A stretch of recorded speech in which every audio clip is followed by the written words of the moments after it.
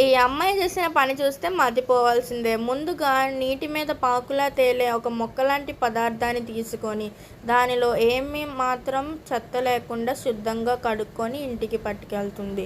దాని తర్వాత ఒక ప్లేట్ లాంటి పలచని పొర మీద దాన్ని తేమ పోయినంత వరకు ఒక నైట్ వరకు ఎండబెడుతుంది. ఇంకా తనకి గడ్డిలాంటి గట్టి రూపం రాగానే తనకి కావాలంటే పౌడర్లా చేసుకోకుండా తప్పదనమాట. ఇంకా దాన్ని ఒక గిన్నెలోకి పోసుకొని తన దగ్గర ఉండే మిగిలిన పౌడర్స్ని కూడా పోసుకొని నూనె లాంటి పదార్థాన్ని కూడా వేసుకుంటుంది. వేసుకున్న తర్వాత దాన్ని గట్టిగా మెత్తగా పిసుక్కొని నీట్గా తనకు కావాల్సినంత సైజులో ముద్దలుగా విడమర్చుకొని తనకి కావాల్సిందంటే మౌల్డ్స్లో పెట్టుకొని ఒక షేప్ తెచ్చుకుంటుంది.